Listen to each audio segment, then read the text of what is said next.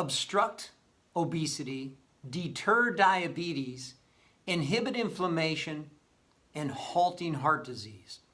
Hi, I'm Dr. Peters with Peters Wellness, Chiropractic, and Massage, and in this week's quick video, I would like to discuss the benefits of consuming the proper amount of whole grains. Now, before anybody gets excited, defensive, picking sides, choosing sides, and doing the research for this topic and reading different articles, some very good articles, by the way, people discussing nutrition sometimes can be like discussing politics. And it's almost, it doesn't matter if an individual is right or wrong. If someone has an opinion on one side, whether they can back it up or not, they'll get very defensive and defend their position, even though the reality is maybe if they educated themselves more, they may actually agree a lot with what the other person is telling them. So knowing that, I just want to share that I know this can be a sensitive topic for people because I read one study online, or it was just an article, but it was on UC Davis Integrated Medicine website. I thought, wow, this is a great article. And I started reading the comments towards the doctor who wrote it underneath, and I'm just like, these people are almost attacking her. And I'm like, she wrote a great article with good information, and she's just being attacked. And somebody even put on there, hey, do you have the backup for these people who are attacking her? It's like, do you have the backup for your claims? And it was like, they never responded. They never showed the backup. And so it was just interesting. So I understand that people have strong feelings one way or another. So I just want to start. There was a study, and I've got some information here that I'm going to be looking down. That's why I sat today is the American Journal of Clinical Nutrition 2004. They did a study, 42,850 subjects. Okay, so that's a nice amount of people. And so 42,850 subjects, they did a 14-year follow-up. And these subjects were age 40 to 75 when they started the study. So in this week's Optimal Health University, which again, you can go to the blog post, you can go to Instagram, Twitter, you can see this. In the study, they found that risks of heart disease were significantly elevated among individuals who refrained from or rarely ate whole grains.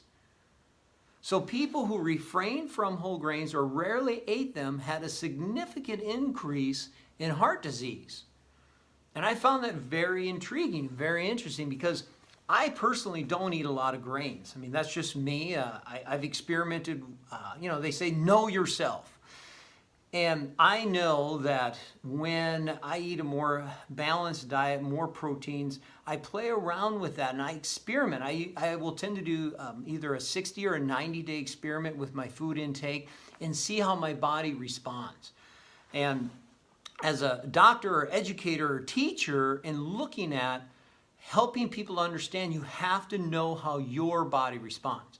And a couple of books I'd like to recommend. One is Eat Right for Your Type. That's one most people have heard of. So, oh yeah, I read that or I heard of that, but have you gone back and looked at it again? Have you researched it? Have you looked at that data and played around with your diet? Another one is Bigger, Leaner, Stronger by Michael Matthews, one of my new favorite books on exercise and nutrition. I really like, and I've been modifying some of my intake based on this gentleman's information. And again, if I'm going to read about someone, I want to know their background and in his background, what he's been able to accomplish for himself, physically is very impressive. And it's like, well, I'm going to listen to someone with that type of background and can show me that what they did has made a big difference. So, looking at the idea of obstructing obesity, right? So for me right now, I may be taking anywhere from 3,000 to 3,500 calories. Now someone else might take in that many calories and they would feel sluggish, they would feel exhausted, but it depends too on where those calories come from. So with whole grains, we're going to get that feeling of fullness. They're going to be lower on the glycemic index, so you're not going to spike that insulin as high. In this week's OHU, it talks about the idea of how to read labels. or actually how to be more careful of the labels that are out there, because you may go out and be thinking that you're buying something that is really good for you, and you find out that it's not because of the wording in the marketing or the advertising, and making you think that you're buying something you're not. So this week's Optimal Health University, click on the link and look at that. I think it'll be very eye-opening for people. The other thing I wanted to discuss was the idea, again, of a diet rich in whole grains can significantly reduce markers of C-reactive protein. And the reason why that's important is when we're talking about things such as inflammation, the idea of chronic inflammation. A lot of times when we talk about inflammation, you think it's a response to an infection or an acute injury. Well, people with chronic inflammation, if you remember, I did a video a while back, we did a handout on how chronic pain shrinks the brain, and finding white and gray matter in these individuals actually shrinking, their brains getting smaller because of chronic inflammation.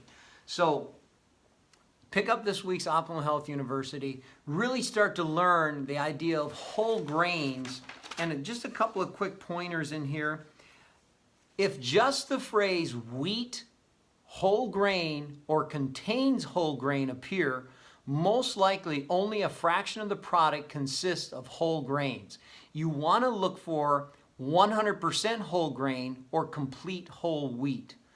So there's a lot of little things that you want to be cautious of. And like myself, I love the Whole30 diet. That's usually when people are asking me, I give them a handout on it. My wife had gone to a naturopath, and she gave her this particular diet, and I did it with her. This was, maybe a year, or maybe it's been 2 years ago. And ever since that time, I love utilizing that because I feel good doing it. So again, know yourself, start educating yourself, ask questions, ask why when someone says, oh, you shouldn't eat whole grains. Why? Well, because they spike your insulin levels. Well, but aren't whole grains low on the glycemic index versus a refined grain or a refined sugar or something that has been modified and really broken down and had stuff dumped back into it?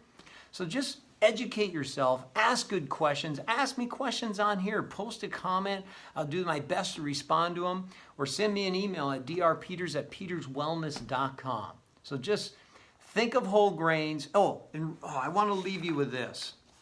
Now the other thing, I'm not talking about having a diet of only whole grains, okay? Don't take things to such an extreme. Think of it not necessarily in black and white, but there's some gray areas in there. Some people shouldn't eat any fruit at all. Maybe some people shouldn't have whole grains. Maybe some people shouldn't eat red meat. So again, it's knowing yourself. But I just wanted to show this. This is in the end of the Optimal Health University. Aim to eat at least 3 ounces of 100% whole grain. 3 ounces of 100% whole grain. Not 50 ounces, not 40 ounces, 3. And to give you an example, and we're talking per day, 1 ounce is about a slice of bread. 1 slice of whole grain bread is 1 ounce. 1 cup of breakfast cereal, whole grain breakfast cereal, is 1 ounce. A half a cup of cooked rice or pasta is 1 ounce. So I'm not talking about just filling up on grains all day long. So you want to, look at things in the percentages of your protein, carbs, and fiber, and looking at those ratios. If you got so many carbs to fiber, you probably want to have like a 5-to-1 ratio. You don't want some huge differential in the ratios. So ask me some questions. I'd love to help you out and answer those, and just have a fantastic week.